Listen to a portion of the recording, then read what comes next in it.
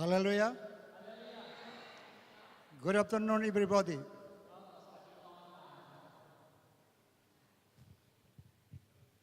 In the morning, you will hear a blessed message from the servant of God. ในเช้าวันนี้เราก็ได้เรียนรู้พระวจนะของพระเจ้าด้วยกัน The Spirit of God came down from heaven and moved in your life in this morning. แล้วพระวจนะของพระเจ้าผ่านทางผู้รับใช้ของพระองค์มายังเราทั้งหลาย Many of us were blessed in the morning time. ขอบคุณพระเจ้าที่เราทั้งหลายได้รับการอวยพรจากพระเจ้า Even I myself also was blessed. แล้วโดยเฉพาะผมเองผมก็ได้รับการอวยพรจากพระเจ้าเช่นเดียวกัน In this afternoon time, you will hear another blessed message. แล้วในบ่ายวันนี้ร่วมกันเราก็จะได้รับพระพรเช่นเดียวกัน I will bring the message from my own self. ผมไม่ได้เอาพระคำหรือว่าคำพูดของผมเองที่จะมา Our พูด living God will bring the message to you through me. แต่ว่าพระเจ้าจะใช้ผ่านทางชีวิตของผมผ่านการสอนนี้มายังพี่น้องทุกคน Now let's pray. ให้เราอธิษฐานด้วยกันครับ Our God, loving Heavenly Father, พระเจ้าผู้ทรงสถิตอยู่บนฟ้าสวรรค์ Thou art the creator of everything. ขอพระพรของพระเจ้าลงมายังเรา Please bless this conference. ขอพระเจ้าทรงอวยพรในที่ประชุมที่นี่ Please bless those delegates here. ขอพระเจ้าทรงอวยพรคนเหล่านี้ที่มีความสัตย์ซื่อต่อพระองค์ In the morning of this day, you did many miracles in the midst of us. ในเช้าวันนี้ที่เราได้รับการอวยพรจากพระเจ้า Please bless this afternoon time. และในบ่ายวันนี้ก็เช่นเดียวกัน Please bless Thy people. และอวยพรในเราทุกคน Please use me in Thy word. ขอพระองค์ทรงใช้ข้าพระองค์ Please speak through me. ที่พระองค์จะทรงตรัสผ่าน Let Thy name be glorified. และเพื่อพระนามของพระองค์ได้รับการยกย่องขึ้น In Jesus' name I pray. ในนามพระเยซูข้าพระองค์อธิษฐาน Amen. อาเมน This afternoon time, ในบ่ายวันนี้ the Lord bring you the message of Bible prophecy. ในบ่ายวันนี้พระเจ้าจะใช้พระวจนะคำของพระองค์ I think many of you may have heard about the Bible prophecy. และผมก็เชื่อว่าหลายคนก็คงเฝ้ารอคอยการกลับมาของพระองค์ Prophecy is nothing โดยเฉพาะ but the proclamation of God of futurity. Prophecy is nothing การเผยพระวจนะคำของพระองค์ but the proclamation of God of futurity. เพื่อเป็นการเป่าประกาศพระวจนะคำของพระองค์และความจริงของพระองค์ Prophecy is the eyes of the Christians. เพื่อที่เราที่เป็นคริสเตียนจะได้พูดถึงความจริงของพระเจ้า If we do not know prophecy, ถ้าเราไม่รู้การพยากรณ์ของพระเจ้า we are backwards in our spiritual life. เราก็เป็นเหมือนคนที่ตาบอดฝ่ายจิตวิญญาณ So to know prophecy is very necessary. แล้วฉะนั้นการเป็นความสำคัญจริงๆที่เราเป็นคริสเตียนที่เราจะรู้คำพยากรณ์ของพระเจ้า Prediction comes from the mind of human being. แล้วการที่เราได้รู้หรือว่าคำพูดหลายๆ But ค prophecy comes from God. ำการเผยพยากรณ์มาจากพระเจ้า God proclaim พระเจ้าทรงเป่าประกาศ what will be happen in future. ว่าบางสิ่งบางอย่างกำลังจะเกิดขึ้น So prophecy is very needed for all the believers of Jesus Christ. ฉะนั้นการพยากรณ์เป็นความสำคัญจริงๆสำหรับชาวเราทั้งหลายที่เป็นคริสเตียน Prophecy comes from God. และการพยากรณ์มาจากพระเจ้า His Spirit move on the holy man of God พระองค์ทรงตรัสผ่านคนของพระองค์ and speak out เพื่อที่จะถวายเกียรติแด่พระเจ้า the vision เพื่อที่เราจะเชื่อฟังพระองค์ of God ในคำของพระองค์ to His people. เพื่อคนของพระองค์ So now let us hear about prophecy. เราจะมาพูดในการเผยพยากรณ์ด้วยกัน In 2 Peter chapter 1 verse 21. ในพระวจนะคำของพระเจ้าได้บอกไว้ Let me read out. 2 Peter chapter 2 เปโตรบทที่1ครับ 1 verse 21. ข้อที่ 2 Peter chapter 1 21 2 เปโตรบทที่verse 21. ข้อที่ 21 check 1 2โอเคข้อที่ 21 First let me read in English, then brother will be read out from Thai Bible. แล้วผมจะอ่านใน 2 Peter 2:21. 2:21 yes 1:21. 1:21. 1:21 Ah. โอเค For the prophecy came not in old time by the will of man, but holy men of God spake as they were moved by the Holy Ghost. เพราะว่าคำของผู้เผยพระวจนะนั้นไม่ได้มาจากความประสงค์ของมนุษย์เลย แต่มนุษย์กล่าวคำซึ่งมาจากพระเจ้าตามที่พระวิญญาณบริสุทธิ์ทรงดลใจเขา Through the prophecy, ผ่านทางการเผยพยากรณ์ God performed miracles. พระองค์ทรงตรัสบางสิ่งบางอย่าง God blessed our lives. พระองค์ทรงทำให้เราเห็นบางสิ่งบางอย่าง The prophecy of New Testament โดยคำเผยพยากรณ์ของพระเจ้า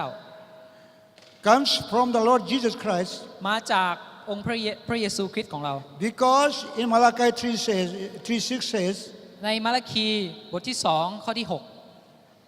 God said, 6พระองค์บอกว่า I am the Lord, เราเป็นพระเจ้า I do not sense. เราไม่ได้ทำบาป God never sins. พระองค์ไม่เคยทำบาป God becomes Jesus Christ. แต่พระองค์ทรงมาบังเกิดเป็นมนุษย์ God is the Savior of mankind. พระองค์ทรงมาบังเกิดเป็นมนุษย์ So the Savior God becomes a Savior in human flesh. เพื่อที่พระองค์จะเป็นคนเป็นพระองค์ทรงมาอยู่ท่ามกลางมนุษย์ผู้เป็นคนบาป God prophesied before hundreds of years through His holy man of God. แล้วการที่พระองค์ได้ทรงมาบังเกิดบนโลกมนุษย์เนี่ยเป็น He will be coming as a human being. เป็นการที่พระองค์ได้ทรงเติมเต็มคำพยากรณ์ของพระอง The ค์ name should be Savior. แล้วสิ่งที่พระองค์ทรงทำคือสิ่งที่พระอ We งค์เคย can พ say ยากรณ์ in ไว้ก่อน proper noun Jesus. แล้วนั่นก็คือองค์พระเยซูของเรา In the Greek language, Jesus meaning พระองค์พระเยซูของเรา when we interpret in English Savior. พระองค์จะทรงเป็นพระผู้ช่วยของเรา The word Jesus in Greek, ในคำของคำว่าเยซูนั้น Iota, พระองค์หมายถึงผู้ Jeta ผู้ช่วยให้รอด Sigma, ซิกติมา Omicron, โอเมริกอน Epsilon, อัพไซลอน Sigma, ซิติมา Jesus. เยซู When Iota เวนอิโอตา plus แล้วก็มีอีก Yeta เยตา comes in English word English alphabet J. เยตาเป็นภาษาฮิบรูแล้วก็ใช้ภาษาอังกฤษคำว่าเยซู Then comes the pronunciation of Jeta. แล้วก็ชื่อของพระเยซูก็เป็นชื่อที่มีความหมาย Then Sigma, และคำว่าซิกมา Omicron, อเมริกัน Epsilon, อัพไซลอน Sigma ซิกมา is equal to แล้วคำเหล่านี้ก็มีความหมาย Jesus. คือพระเยซู This Jesus และองค์พระเยซูของเรา was นี่แหละ named in heaven. เป็นชื่อเดียวกับองค์ Not พระ by ผู้ man เป็นเจ้า ไม่ใช่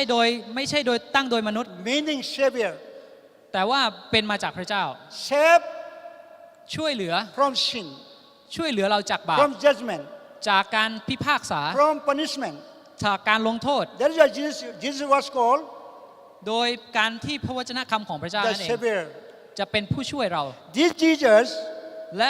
โดยพระเยซู is unchanging God. และเป็นพระเจ้าของเรา So He proposed in all times. และองค์พระเยซูของเราเนี่ยก็ได้เผยพระวจนะแล้วก็พยากรณ์ไว้ In the time of OT, ในเวลาในพระคำของพระธรรมเก่าพระธรรม Jesus, ว่าพระเยซูเนี่ย the unchanging God, โดยเป็นบุตรของพระเจ้า prophesied และพระองค์จะทรงเผยพยากรณ์ about the futurity, และพูดถึงการที่จะกลับมาอีกครั้งหนึ่ง the events, what will be happen ว่าอะไรคือสิ่งที่จะเกิดขึ้นในอนาคต through the holy prophets โดยผ่านทางพระวิญญาณบริสุทธิ์ in the New Testament. ในพระธรรมใหม่ He Himself prophesied และพระองค์เองโดยพระองค์เองก็ยัง what will happen in future.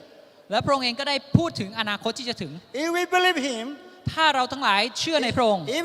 we believe His prophecy, ถ้าเราเชื่อในคำพยากรณ์ของ we พระเจ้า shall พระ reach เยซู heaven eternally. เราก็จะได้เห็นพระเจ้าบนฟ้าสวรรค์เช่นเดียวกัน Now, ทุกวันนี้ let us read a prophecy. พระองค์ก็ได้พูดถึงการพยากรณ์ Please turn with me from the Gospel of John, chapter 14, verse 1 to 3. ให้เราเปิดไปดูด้วยกันครับในยอห์นบทที่ 14 ครับ Jesus prophesied to us, และนี่เป็นคำพูดของการพยากรณ์ของพระเยซู Let not your heart be troubled. John Gospel 14, 1 to 3. ยอห์นบทที่ 14 ข้อที่ 1 เป็นต้นไป Let not your heart be troubled. I will read and you read. Let not your heart be troubled. You believe in God, believe also in me. Verse 1, you read. อย่าให้ใจของพวกท่านเป็นทุกข์เลยพวกท่านวางใจในพระเจ้าและจงวางใจในเราด้วย Verse 2, in my Father's house และในข้อที่ 2ในพระวิเวกของ are many mansions. ในพระวิเวกของเราพระบิดาอยู่มากมาย If you are not so, ถ้าไม่มีเราคงบอกท่านแล้ว I will have told you. เพราะเราจะไปจัดเตรียมไว้ที่ I สำหรับท่าน go to prepare a place for you. จะไปจัดเตรียมที่ไว้สำหรับท่าน Verse 3, ข้อที่ and if I go and prepare a place for you, 3 เมื่อเราไปจัดเตรียมไว้แล้ว I'll come again เราจะกลับมาอีก and receive you unto myself, และรับท่านไปอยู่กับเรา that where I am, เพื่อว่าเรา there ye may be also. อยู่ที่ไหนท่านจะอยู่ที่นั่นด้วย Jesus promised พระองค์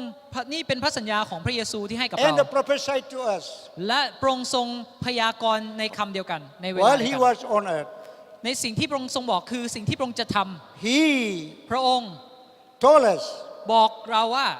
let not your heart be troubled. อย่าให้เราทุกข์ร้อนเลย Be not grieve your heart. อย่าให้เราเป็นทุกข์เป็นร้อนเลย Be not think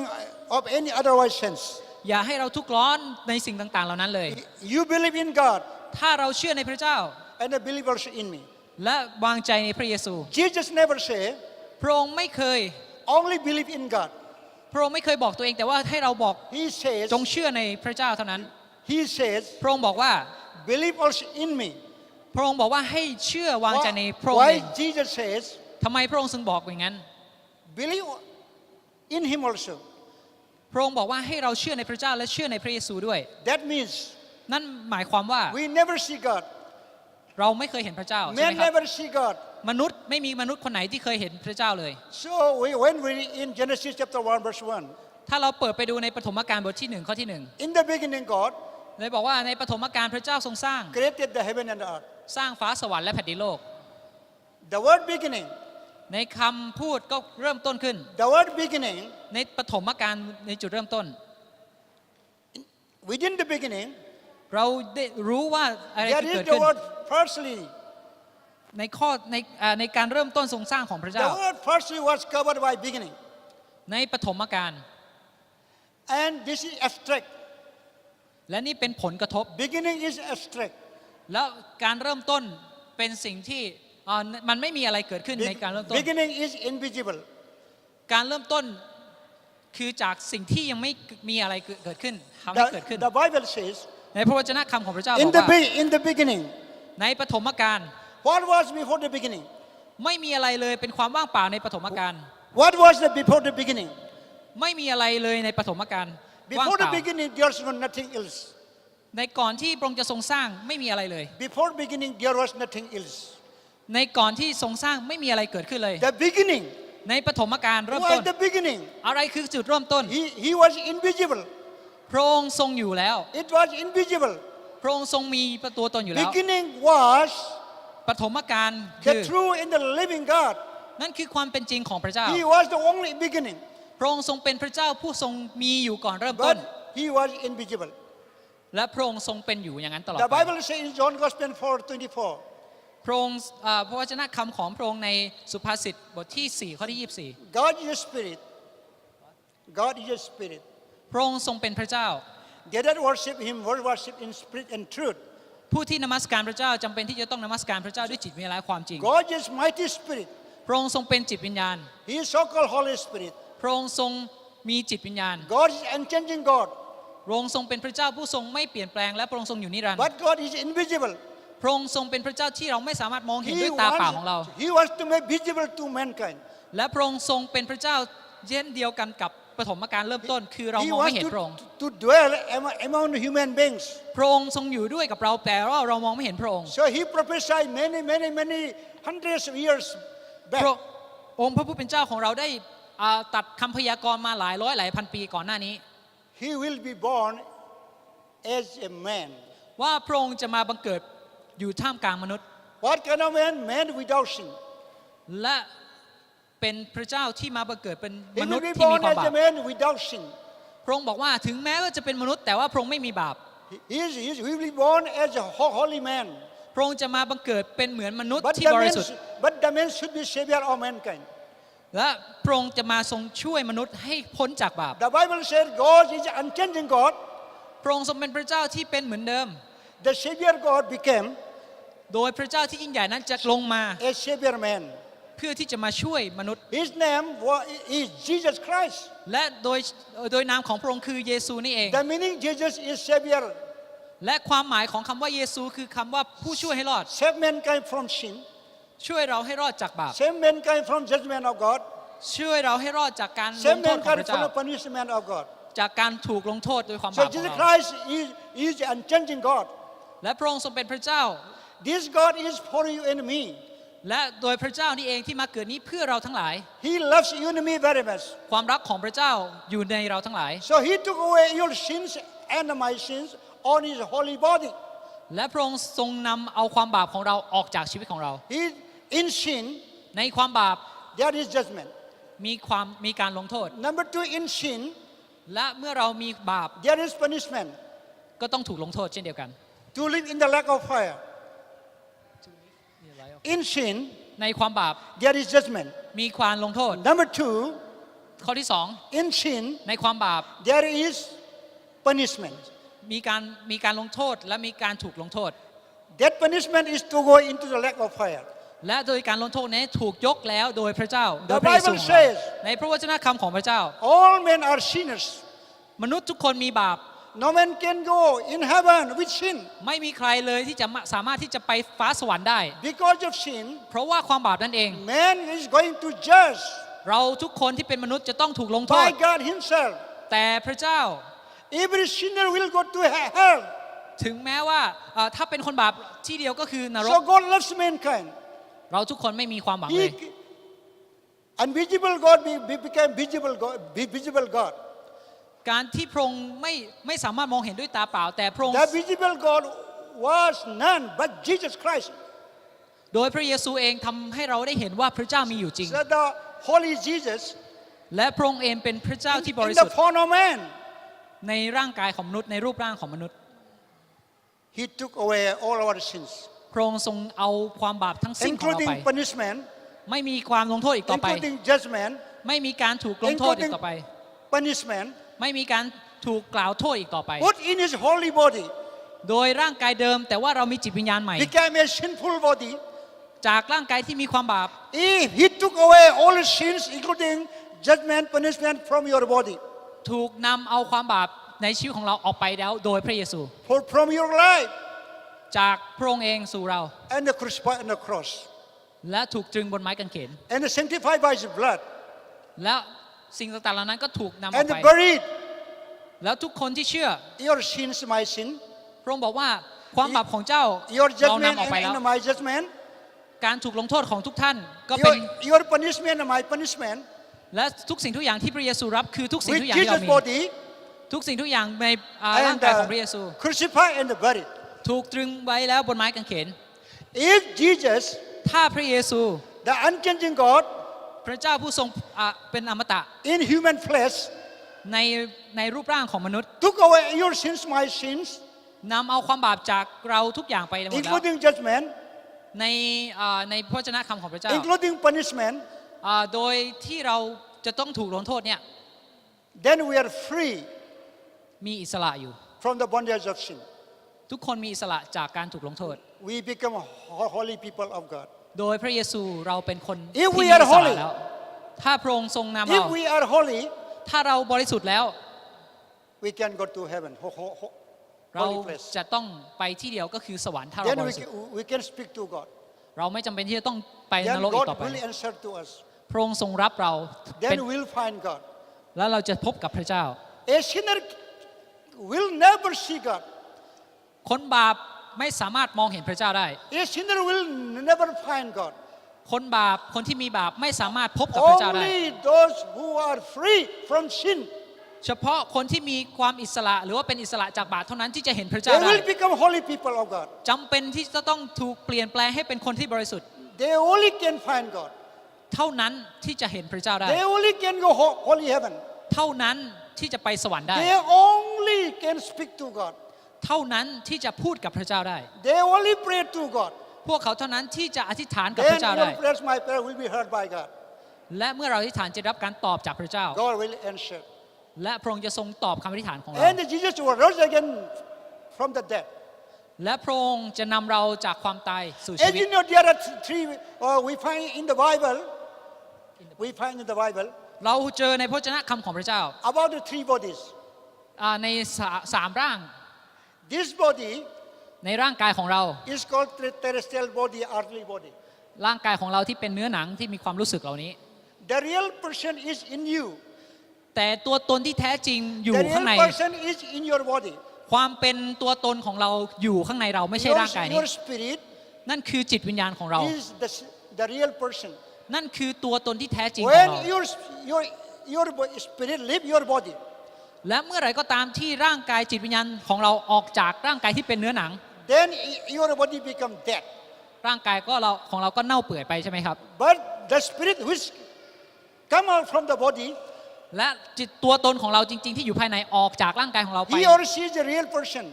และนั่นคือตัวตนที่แท้จริงของทุกคน He has a human conscience. เมื่อเราอยู่ในร่างกายของมนุษย์ Many people believe that หลายคนก็เชื่อว่า after death, หลังจากความตาย there's no life. ไม่มีอะไรเลยไม่มี The ชีวิต Bible says, แต่ในพระวจนะคำของพระเจ้าบอกว่า after you leave your body, หลังจากที่เราออกจาก after ร่างกายนี้ไป you leave your house, หลังจากที่เราออกจากบ้าน the เก่าของเรา body become dead. ร่างกายนี้ก็ตายไป But you will have life, spiritual life. แต่จะมีชีวิตเกิดใหม่เกิดขึ้น You will have conscience. เราจะมีบางสิ่งบางอย่างเกิดขึ้น You will remember everything. เราจะอยู่ตลอดไปจะไม่ตายอีกต่อไป The spiritual man ในจิตวิญญาณของมนุษย์ has spiritual body. แล้วก็มีร่างกายที่เป็นวิญญาณเช่นเดียวกัน If a sinner leave his body, ถ้าเรามีความบาปในร่างกายของเรา he is a living spirit แล้วก็อยู่ในพระวิญญาณบริสุทธิ์ที่มีชีวิตอยู่ with sin. โดยความบาป He will go to hell. ร่างกายหรือว่าจิตวิญญาณที่อยู่ภายในนั้นก็จะไปตกนรก The spirit who is going out from the body และเมื่อร่างกายที่มีบาปนั้นออกจากร่างกายไป without sin, ถ้าไม่มีบาป he will go to heaven ไปสวรรค์ because he is holy. แล้วก็เราก็เรียกว่าเป็นร่างกาย Because แห่งฟ้าส Jesus วรรค์ took away his sins from him. และนี่เป็นจุดสำคัญที่พระเยซูมาเพื่อที่จะไถ่เรา The holy man of God และเป็นเพื่อที่จะนำเราให้มีเป็นความบริสุทธิ์เป็นคนบริสุทธิ์ will not go to hell เราจะไม่ต้องไปนรก because Jesus saved him. เพราะว่าพระองค์ทรงรักษาเรา Because Jesus is unchanging God. พระองค์ทรงไถ่เราแล้ว This Jesus, ถ้าพระเยซู after his resurrection, ที่หลังจากที่พระองค์ทรงมาบนโลกนี้ he promised to you and me, พระองค์ทรงบอกกับเราทั้งหลายว่า let your heart be troubled. พระองค์บอกว่าพระองค์จะไปจัดเตรียมบ้านให้กับเรา Jesus promised for another body. พระองค์บอกว่าพระองค์จะทรงจัดเตรียมสิ่ง The หนึ่งไว้ให้ body กับเรา is heavenly body. เป็นร่างกายหรือว่าเป็นที่อยู่ให้กับเรา The body is called celestial body. พระองค์ทรงบอกว่าเป็นที่อยู่ที่ดีให้กับเรา When we read in 1 Corinthians chapter 15 verse 40 and 44, ใน1 โครินธ์บทที่14 บอกไว้กับเราว่า we find here about the three bodies. เราจะเจอในนั้นนะครับเกี่ยวกับ3ร่างกาย This is the earthly body. นี่เป็นร่างกายแรก In 1 Corinthians chapter 15 verse 50 says, in 1 Corinthians chapter 15 verse 50 says, 1 โครินธ์บทที่13ข้อที่13บอกว่า the Bible says, ในพระวจนะคำของพระเจ้าบอ flesh กว่า and the blood cannot inherit the kingdom of God. คนเหล่านั้นจะได้เจอกับแผ่นดินสวรรค์ของพระเจ้า This fleshly body, และร่างกายที่เป็นเนื้อหนังของเราเนี่ย this earthly body เป็นเหมือนกับร่างกายแร will ก never go to heaven. เราไม่สามารถเอาร่างกายนี้ This ไปสวรรค์ได้ this body belongs to this earth. แต่ร่างกายนี้สำหรับโลกนี้เท่านั้น Sure. ดังนั้น When you leave your body เมื่อเราจากร่างกายนี้ไป without sin, ไม่มีบาป you will have a spiritual body. เราจะไปสวรรค์โดยร่างกายใหม่ When Jesus come in rapture, เมื่อวันนั้นที่พระเยซูที่บอกสัญญากับเราว่าพระองค์ he จะกลับ will มาอีกครั้ง possess a heavenly body, เราทุกคนก็จะมีร่างกายที่เป็นร่างกายสวรรค์ a holy body. เป็นร่างกายที่บริสุทธิ์ That body has the conscience. That body has physical sense. ร่างกายของเรานะครับมีความคิดที่แตกต่างกันไป That body will never die. หลังจากที่เราตายไปแล้วร่างกายของเราก็ตายไปเลยจากโลกนี้ไป The Bible says, ในพระวจนะคำของพระเจ้า In Hebrews chapter 9, verse 27. ฮิบรูบทที่ And it is appointed unto men once to die after his judgment. 9 เราทุกคนจะต้องถูกพิพากษาหลังจาก And วันพิพาก it is ษา appointed unto men. พระองค์จะทรงบอกกับมนุษย์ And it is appointed unto men พระองค์ทรงชี้ไปที่มนุษย์ once to die. Once to die อ๋อคุณจะต้องตาย after this judgment. หลังจากวันนี้ไป So all mankind เรามนุษย์ทุกคน will die one day. เราจะต้องตายวันหนึ่ง They will stand before the judgment of God. แล้วหลังจากนั้นเราจะต้องยืนอยู่กับพระพักตร์ของพระเจ้า This judgment แล้วก็คนนี้ includes three things. โดย2 อย่างด้วยกัน Number one, judgment. ข้อที่ 1เขาจะต้องเจอกับการพิพากษา Separation the inner man from the outer man. แล้วก็เป็นการพิพากษาจากสิ่งที่เขาได้กระทำมา And a second judgment, แล้วก็ข้อที่2คนที่ after leaving this body, 2หลังจากที่เขาจากร่าง your กายนี้ไป spirit will be judged by God. เราทุกคนจะต้องถูกพิพากษาโดยการกระทำของเรา The third judgment, แล้วก็ข้อที่3คนที่ there will be burned up by fire. Sorry. This world will be burned up by fire. แล้วก็ข้อที่สิ่งที่ 3จะเกิดขึ้นโลกนี้จะถูก When we read ลงโทษ second, ด้วยไฟของพระเจ้า when we read 2 Peter chapter 3 verse 10, อ่า when we read 2 Peter second 2เปโตรบท chapter 3 verse 10, ข้อที่3บทที่10บท the ที่3ข้อ Bible ที่ says 10ข้อพระเจ้าคำบอกว่า there will be burned up by fire. เราจะมีการลงโทษหรือว่ามีไฟของพระเจ้า All materials will be melted away. แล้วทุกสิ่งทุกอย่างจะถูกทำลายลง All the big buildings will be burned by fire.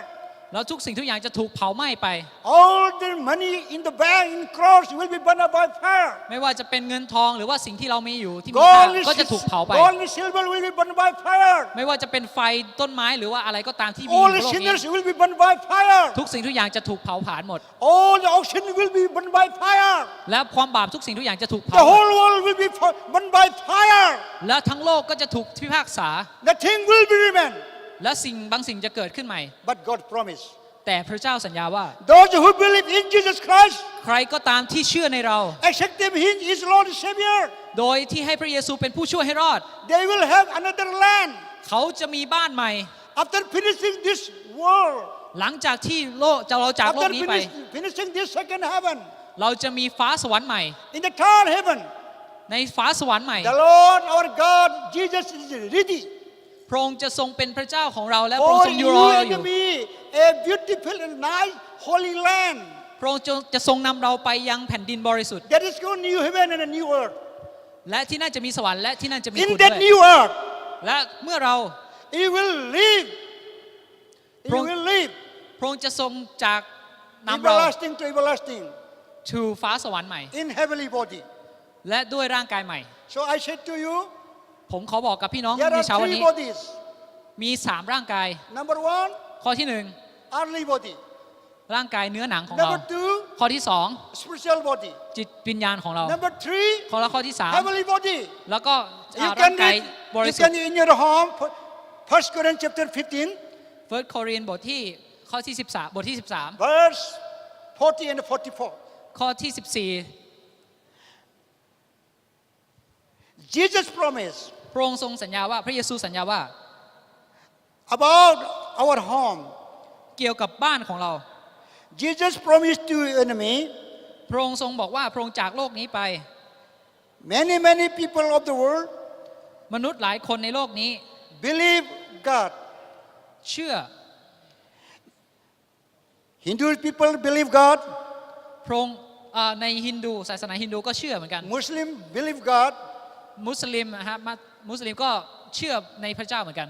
Many religious people believe God. แล้วสิ่งต่างๆเหล่านี้ในศาสนาหลายๆศาสนาก็พูดถึงฟ้าสวรรค์ใหม่ But they have no Christ Jesus. แต่เขาไม่มีพระเยซู The only way of remission of sin is Christ Jesus. แต่ทางเดียวที่จะรอดจากความบาปได้คือทางของพระเยซู There is no any God or goddess in the world. ในพระเจ้าคำของพระเจ้าบอกว่าไม่มีทางอื่นเลย So-called Savior. โดยพระเจ้าเท่านั้น Jesus Christ is only Savior of mankind under the heaven. พระองค์ทรงเป็นทางเดียวและทางนั้นเท่านั้น So this Jesus โดยพระเยซู told us that พระองค์ทรงบอกว่า let not your trouble, your heart trouble. เรามีปัญหา Let not your heart be troubled. the word once Let not your heart be troubled. อย่าให้ใจของท่านเป็นทุกข์เลย Why he said this to us? ทำไมพระองค์ถึงบอกงี้กับเรา This world is perishable world. พระองค์ทรงรู้ว่าโลกนี้เป็นยังไง We have no hope in money. เพราะว่าเราไม่มีความหวังมาก่อนหน้านี้เลย We have no hope in degrees. เราไม่มีความหวังเลยในโลก We have นี้ no hope on wealth. เราไม่มีความหวังเลยในชีวิตข We องเรา have no hope to anything in the world. เราไม่มีอะไรเลยถ้าเราดูรอบๆชีวิตของเรา Everything ไม่มี should หวัง be เลย perished by fire. เพราะว่าโลกนี้จะต้องถูกพิพากษา All things will be burned up by fire. ว่าสิ่งเหล่านี้จะเกิดขึ้น The whole world will be burned up by และ fire. โลกนี้ก็จะถูกทำลายลง Except Jesus people will live แต่คนของพระเยซูเท่านั้นที่จะรอดอยู่ everlasting to everlasting และพระองค์จะทรงนำเรา in จาก new ความบาป heaven and new earth, ไปสู่สวรรค์ของเรา in heavenly bodies, โดย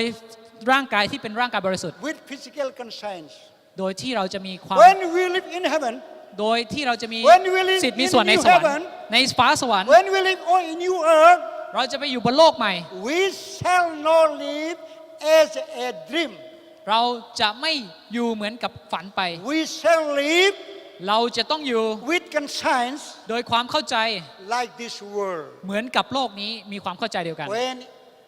you live in heaven, เมื่อเราอยู่บนฟ้าสวรรค์ when you live in new earth, เมื่อเราอยู่บนโลกใหม่ in physical body, โดยร่างกายใหม่ you will know who is who. เราจะรู้จักซึ่งกันและกันเหมือนกับที่เราอยู่ You บ will นโล know กนี้ his brother James. เราจะรู้ว่าเป็นอาจารย์ของเรา She is sister Tabitha. เราจะรู้ว่าเป็นน้องสาวของเรา We will know each other. เราจะรู้จักทุกๆคน When we see in heaven together, เมื่อเราเจอกันบนฟ้าสวรรค์ we shall shake hands. เราจะต้องจับมือด้วยกัน We shall embrace one เราจะ another. ต้องกอดและทักทายซึ่ง We กันและกั shall น kiss the holy kiss. แล้วเราก็จะพูดถึงสิ่งที่เกิดขึ้น Hallelujah. เอเมนไหมครับ Jesus promised this land for us. และนี่คือเป็นพระสัญญาของพระเจ้า Hallelujah. เอเมนไหมครับ This Jesus โดยพระองค์เอง promised to us that สัญญากับเรา don't worry of anything in the world. อย่ากังวลอะไรในโลกนี้ Believe not only God. จงวางใจในเรา Believe also in me. จงวางใจใน I พระเยซู am Jesus. I am visible God. พระองค์บอกว่าพระองค์ทรงเป็นเสียงของพระเจ้า เป็น No สิ่งที่ one สัญญา has ของพระ seen เจ้า God any time. ไม่มีใครจะช่วยเท่าท่านได้ Only Jesus. แต่พระเจ้าหรือว่าพระเยซู He is เท่านั้ the น visible God. พระองค์ทรงช่วยท่านได้ He is Emmanuel. God be with us. พระองค์ทรงเป็นอิมมานูเอลพระเจ้าผู้ทรงช่วยเหลือ He เรา loves you and me. พระองค์ทรงช่วยเหลือเรา He promised here. พระองค์ทรงสัญญากับเรา He prophesied to us. พระองค์ทรงให้คำ In my สัญญา father's กับเรา house, in my father's house, ในบ้านของบิดา in heaven, ในฟ้าสวรรค์ there are millions of พระองค์มีนับร้อยนับพันล้าน buildings with shining. There are millions of buildings with dazzle and shining. มีเพชรนินจินดามากมาย As you know, heaven is the happiest place.ในฟ้าสวรรค์ก็เป็นที่ที่น่าอยู่ Heaven is a so happiest place. เราเป็นที่ที่แบบ There's, มีความมั่งคั่ง there is no sunlight. ไม่มีความทุกข์ยากอีกต่อไป There is no moonlight. ไม่ต้องมี There ชี is วิ no ตที่ starlight. ต้อยต่ำอีกต่อไป There is no electric light. There is no electric light. ไม่จำเป็นต้องใช้ไฟฟ้าอีกต่อไป The light of God, แต่ว่าจะมีพระสิริของพระเจ้า the อยู่ Shekinah, the glory of God, ทุกสิ่งทุกอย่างจะเป็นประกาย shine พระสิริของพระเจ้าออก over ไป the whole heaven. และที่นั่นก็จะมีพระสิริของพระเจ้าส่องสว่างทั่วไป The light of Jesus Christ, the Lamb, และพระองค์ทรงเป็นเหมือนแสงสว่างในชีวิ His ตของเรา glory shine all over the heaven. และนั่นคือพระสิริของพระเจ้าที่จะทำให้เราเห็นความสว่าง And ในฟ้าสวรรค์ the street is golden street. และเมื่อเราจะไปอยู่ที่นั่น So beautiful to look at. เรา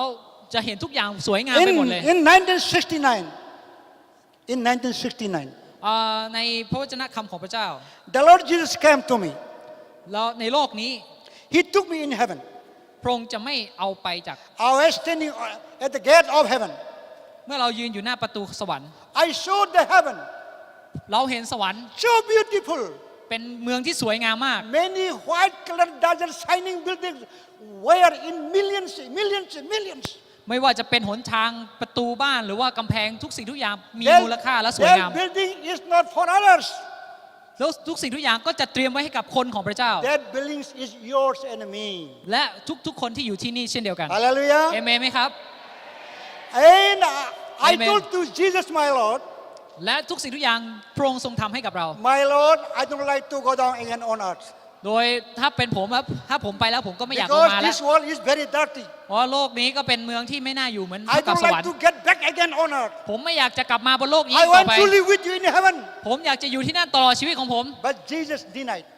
แต่พระองค์เองพระเยซูบอก He ว่า sent ไม่ me เป็นไร back again on earth พระองค์ทรงบอกว่าพระองค์จะกลับ to มารับ preach เรา the gospel. เพื่อที่จะนำเรา He sent me on earth พระองค์ทรงให้เรามาอยู่บน to โลก preach นี้ the gospel เพื่อที่จะบอกคำข่า to วดี the กับพระ unreached เจ้า millions of people. เพื่อที่จะประกาศคนของพระเจ้า To preach the gospel in Thai. เพื่อที่จะให้คำของพระเจ้า To preach the ประกาศออกไป gospel, the gospel in Thailand. เพื่อให้พระวจนะคำของพระเจ้าอยู่ในประเทศไทย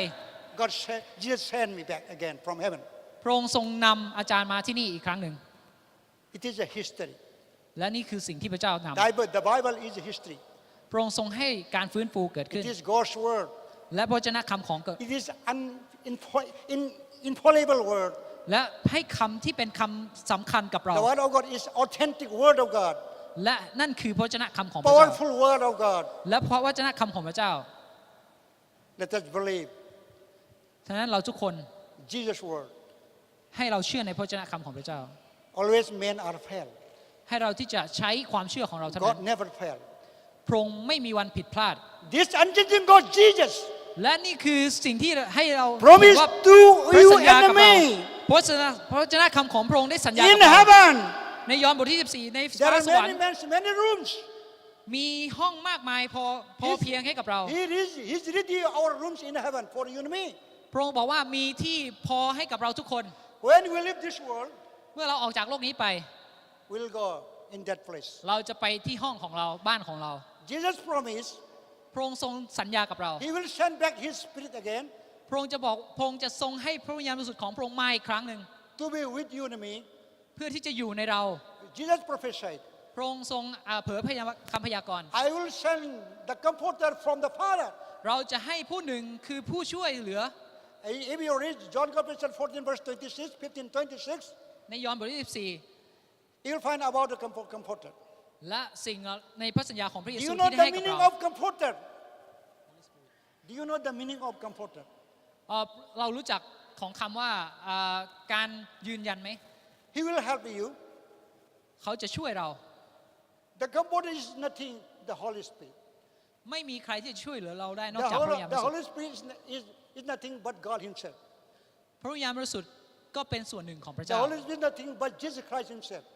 โดยพระวิญญาณบริสุทธิ์ก็มีพระเยซูอยู่ The invisible God become Jesus Christ. การที่พระเจ้าไม่มีตัวตนบังเกิดมาเ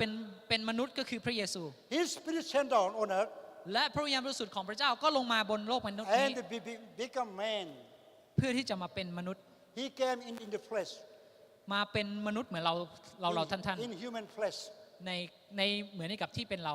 in holy flesh, โดยที่พระองค์ทรงมีความบริสุทธิ์อยู่ so called Jesus. นั่นคือพระเยซูของเรา So Jesus is so holy. พระองค์ทรงบริสุทธิ์ Jesus promised พระเยซูสัญญาว่า our place in heaven. อยู่ในเราจะมีที่อยู่ในฟ้าสวรรค์ He's going back to heaven, พระองค์จะกลับไปยังฟ้าสวรรค์ but He did not like us to be alone. ดังนั้นพระเยซูก็อยู่ในข้อที่ 3บอกว่าพระองค์ไม่ต้องการให้เราจะไม่ต้องการที่จะทิ้งเรา แต่ว่าพระองค์จะกลับมา We cannot live without Jesus. เพราะว่าพระองค์ทรงรู้ว่าเราไม่สามารถอยู่บนโลกนี้ได้โดยที่ไม่มีพระองค์อยู่ He cannot live without us. พระองค์อยากอยู่ด้วยกับเรา Every moment Jesus wants to be with us. พระองค์อยากอยู่ด้วยร่วมกับเรา Therefore, His name is called Emmanuel. God be with us. แล้วนั่นคือที่มาของคำว่าอิมมานูเอลพระเจ้าอยู่สถิต On อ the ยู่ day กับ of ท่าน Pentecost,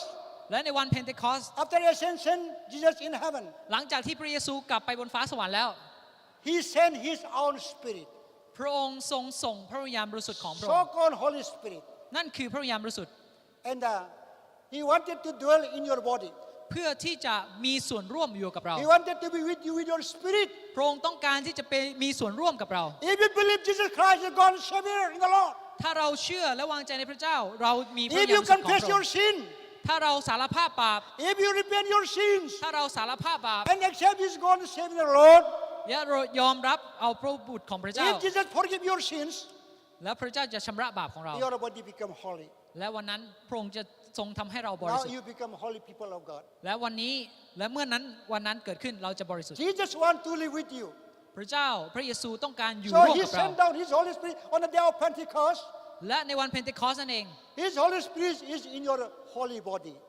เกิดการสถิตหรือว่าการทรงเจิมจากพระวิญญาณบริสุทธิ์เกิดขึ้น with your your spirit, human spirit. โดยที่เรายังมีกายที่ยังเป็นมนุษ When ย์อยู่ you leave this world, เมื่อเราจากโลกนี้ไป when you leave your body, เมื่อเราจากร่างกายของเราไป Jesus never forsake you. พระเจ้าพระเยซูจะไม่ลืมท่าน Jesus, พระเยซู as Holy Spirit, โดยพระวิญญาณบริสุทธิ์ He will พระองค์จะ take away into heaven. จะนำเราสู่ฟ้าสวรรค์ He will not go alone in heaven. พระองค์จะไม่ไปคนเดียวเราจะไม่ไปคนเดียว Jesus, แต่พระเยซู as the Holy Spirit, โดยพระวิญญาณบริสุทธิ์ He will take you back to heaven. พระองค์จะจูงมือของเราไป If Jesus promised, ถ้าพระเยซูสัญญา it is to be sure happen. มันจะต้องเกิดขึ้น Once God promised, เมื่อ once พระองค์ God promised, เมื่อพระเจ้าสัญญา a child will be born. ว่าจะมีบุตรมนุษย์เกิด He ขึ้น promised พระองค์สัญญา to be born as Jesus. ว่าจะมีบุตรมนุษย์มา When บัง we เกิด read Isaiah chapter 7 verse 14, อิสยาห์บทที่ when we read Isaiah chapter 9 verse 6, 11แล้วก็ when we read Isaiah chapter 9 verse 6, บทที่ 9 ข้อที่ when we read Isaiah chapter 7 verse 14, 10อิสยาห์บทที่ Isaiah 7 14, 1 10 บ 4, ทที่ 7 ข้อที่ God promised 14 นั่นคือพระสัญญาของพระเจ้า He will born as a human being. ว่าพระเยซูจะมาบังเกิด This Jesus เห็นไหมครับว่าพระเยซู was the same God. เป็นพระเจ้า He was the creator of everything. Jesus, พระเยซู the same, คนเดียวกัน unchanging ที่ไม่เปลี่ยนแปลง God. พระเจ้า Now let me read from 1 Corinthians chapter 15 verse 28. 1 Corinthians chapter 15 ใน1 โครินธ์ verse 28. ข้อ Verse 28. บทที่ 28 You can read from your Bible. 1 Corinthians chapter 15 บทที่ 15 ข้อที่ verse 28. 28บทที่ข้อที่ 28 1 โครินธ์บทที่ 15 ข้อที่ 28 Now I'll read English. Okay. And when all things shall be subdued, and Him เมื่อทุกสิ่งที่อยู่ใต้อำนาจของพระองค์แล้ว เมื่อนั้นพระบุตรพระองค์เองก็จะทรงดำรงอยู่ใต้อำนาจของพระเจ้า ผู้ทรงให้ทุกสิ่งอยู่ใต้อำนาจของพระองค์ เพื่อพระเจ้าเองจะเป็นเอกในทุกสิ่ง and when all things shall be subdued unto Him, then shall the Son also Himself be subdued unto Him that put all things under Him, that God may be all in all. เพื่อ 15:28. เมื่อทุกสิ่งอยู่ใต้อำนาจของพระองค์แล้ว เมื่อนั้นพระบุตรพระองค์เองก็จะทรงอยู่ใต้อำนาจพระเจ้า ผู้ทรงให้ทุกสิ่งอยู่ใต้อำนาจพระองค์ เพื่อพระเจ้าจะทรงเป็นเอกในทุกสิ่ง After finishing everything, หลังจากที่ทุกสิ่งทุกอย่างเสร็จแล้ว all works are finished แล้วก็การงานก็จบลงแล้ว in heaven. ในฟ้าสวรรค์ At the end, ในฟ้าสวรรค์วันสุดท้าย Jesus พระเยซู will be God, และจะไปโดยพระเจ้า as only one God. และโดยพระเจ้าองค์เดียวเนี้ย God will be และพระองค์จะทรงเป็นอยู่ on in all. On in all. ในทุกสิ่งทุกอย่างจะรวมกันและจะอยู่ด้วยกัน Meaning หมายความว่า in the beginning God, และในพระเจ้าที่มองไม่เห็นเนี่ย at the middle Jesus, แล้วก็พระเยซู at the end God. แล้วก็พระวิญญาณบริสุทธิ์ของพระเจ้า God is only one. แล้วก็เป็นพระเจ้าองค์เดียว God is only one. และพระเจ้าก็มีองค์เดียว So Jesus Christ และพระเยซูเองเนี่ย is only one true and living God ก็จะเป็นองค์เดียวที่จะ who มีชีวิต promised อยู่ for you and me ที่พระองค์ได้ทรงสัญญาเราให้กับเรา to be ready our place, our rooms in heaven, พระองค์จะทรงรอเราอยู่ที่นั่น to live us with Him, เพื่อที่จะนำเราไปหาพระองค์ everlasting to everlasting. เพื่อที่จะเป็นที่ไม่มีสิ้นสุดจนถึงไม่มีสิ้นสุด This is the everlasting life. และนี่คือชีวิตที่ไม่มีวันหมด We cannot buy this life by money. เราไม่สามารถซื้อชีวิตหลังความตายด้วยเงินของเรา We cannot buy this life by our degrees. พระสัญญาของพระเจ้าเราไม่สามารถซื้อมันด้วยความรู้ของเราเอง This life is only given by Jesus แต่โดยพระเยซูเท่านั้นที่เราจะได้รับมัน So if we believe Jesus ฉะนั้นเป็นความจำเป็นที่เราจะต้องมีความเชื่อ as God and Lord and Savior, ที่จะให้พระเจ้าเป็นส่วนหนึ่งในความ He's เชื่อของ coming เรา back soon เพื่อที่การกลับมาของพระองค์จะเป็นของเรา to give you and me this eternal life. และเพื่อที่การทรงประทานหรือว่าการมอบนั้นจะเป็น This ของเรา eternal life is not like a dream.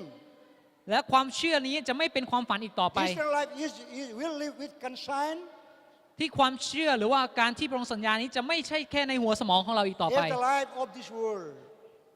โดยการโกหกของโลกนี้ their life should be holy life. แต่ว่าให้ชีวิตของเราที่จะเป็นชีวิตของฟ้าสวรรค์ In heaven, in heavenly body, ในร่างกายที่เป็นร่างกายบริสุทธิ์เนี่ย there will not be any more physicalness. เราไม่จำเป็นที่จะต้องมีความเจ็บป่วยอีกต่อไปแล้ว We shall be holy. เราจะเป็นคนที่บริสุทธิ์ There will be full of joy. เราจะมีแต่สันติสุขเอเมนไหมครับ There will be full of harmony. เราจะมีแต่ความสันติสุขและมีความสุขนะเราจะมีแต่สันติสุข There will be full of satisfaction. เราจะมีแต่สิ่งที่ดีและมีความสุขสงบอยู่เส There มอ will be no more crying, ไม่ต้องมีการร้องไห้อีกต่อไป no more death, ไม่ต้องมีการตายอีกต่อไป no more weeping, ไม่ต้องมีการทุกข์ทรมาน no หรือ more เสียใจ dissatisfaction. ไม่ต้องมีการเสียใจอีกต่อไป We shall be with full of joy. แต่ and เรา with จะ heavenly ชื่นชม bliss. ยินดี โดยความสุขของพระเจ้าด้วยสันติสุขของพระองค์ We shall with joy, everlasting to everlasting, thousands of years. และหน้าที่ของเราคือสันติสุขแล้วก็เฉลิมฉลองพระวจนะคำของพระเจ้าเฉลิมฉลองความสุขสงบของพระเจ้า นั่นคือหน้าที่ของเรา Tomorrow I will speak to you ในเช้าวันนี้พระวจนะคำของพระเจ้าได้บอกกับเรา about the signs of Jesus coming. และนี่เป็นสัญลักษณ์หนึ่งที่พระเยซูได้ให้กับเรา Let us pray ให้เราอธิษฐานด้วยกันครับ and hope และให้เรามีความหวัง the blessed message tomorrow. และสิ่งต่างๆเหล่านี้จะเกิดขึ้น So, as Jesus Christ coming soon, ถ้าพระเยซูมาเร็วๆนี้ before He comes, ก่อนที่พระองค์จะมา let us work for Him. ที่เราจะทำงานเพื่อพระองค์ Let us live in holy life. เพื่อที่เราจะมีชีวิตพร้อมที่จะไปอยู่เสมอ If Jesus Christ, ถ้าพระเยซูมา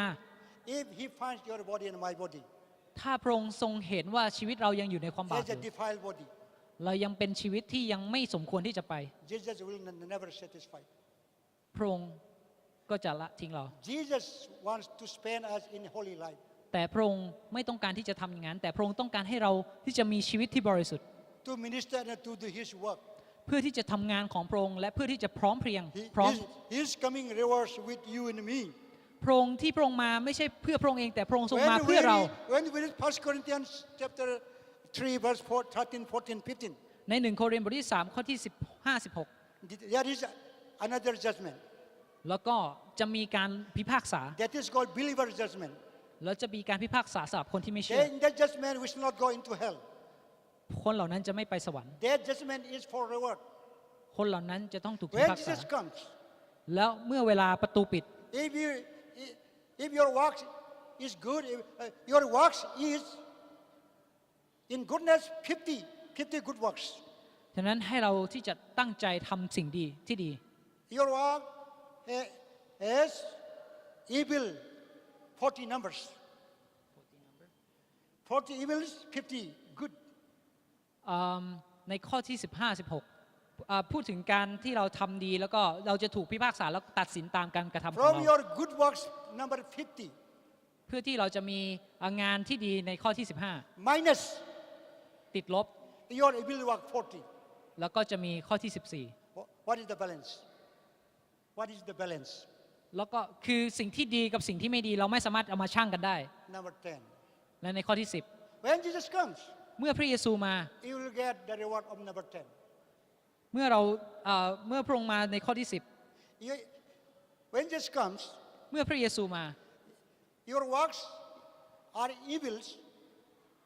as number 50. การงานของเราจะถูกพิพากษาหรือว่าเป็นการงานที่เราจะถูกตัดสินโดยการงานของ And เรา your good works is all in the number 40. ถ้าเราทำงานที่ดีก็จะเป็นข้อที่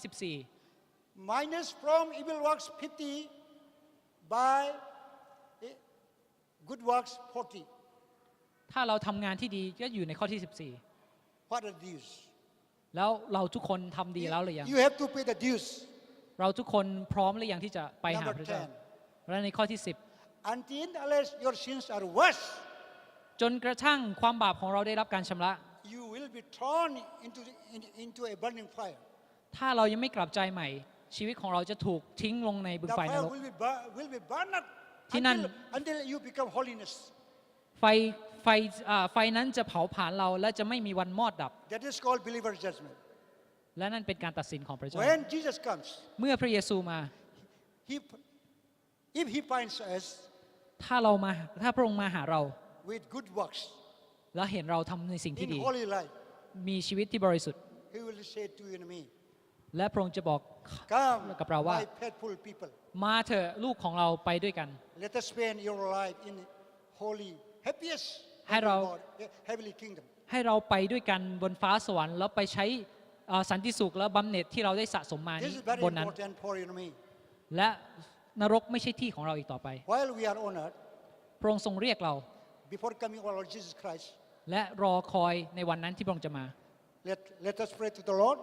ให้เราที่อธิษฐานต่อพระเจ้าด้วยกัน to obey His commandment, เพื่อที่เราจะเชื่อฟังพระชนะคำของพระ to เจ้า do His ministry, เพื่อที่จะทำงานของพระองค์ to obey His commandment, เพื่อที่จะเชื่อฟังการพระคำของพระ to เจ้า spend our lives in holy life. เพื่อที่เราใช้ชีวิตของเราให้คุ้มค่า Then ในชีวิตของ only เราโดยเฉพาะ we shall be blessed. เพื่อที่เราจะถวายเกียรติแด่พระเจ้า Blessing will come automatically. เพื่อที่พระองค์จะทรงกลับมาและชื่นชมยินดีกับเรา Physical blessing will come. เพื่อที่จะมีการอวยพรไม่ใช่บนฟ้าสวรรค์เท่านั้นแต่บนโลก A นี้ special ด้วย blessing will come. และการอวยพรจะมาอย่างเรา Everything should be blessed in your life, my life. และทุกสิ่งทุกอย่างจะได้รับการอวยพรจากพระเจ้า เมื่อเราอยู่ในทางของพระเจ้า และถ้าพระเจ้า Is your Lord and the God. และเป็นถ้าพระเยซูเป็นพระเจ้าที่เรายก This ย่อง Jesus ถ้าพระเยซู is my Lord and my God. เป็นพระเจ้าของเรา He loves you and me. และพระองค์ทรงรักเราทุกคน He's coming back soon. และพระองค์จะกลับมา Those who are ready ใครก็ตามหรือทุกคนคนไหนก็ตามที่พร้อมแล้ว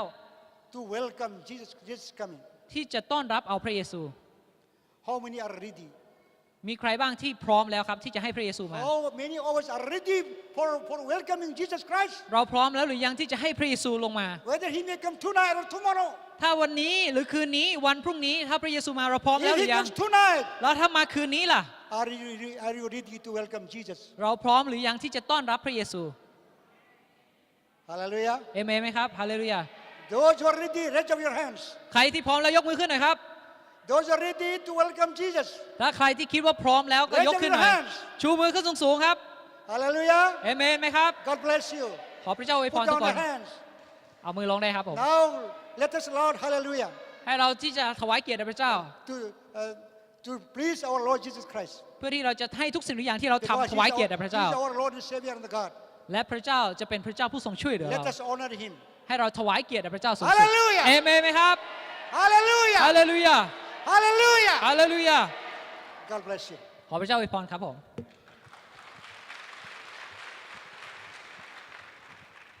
ขอบคุณมากนะครับ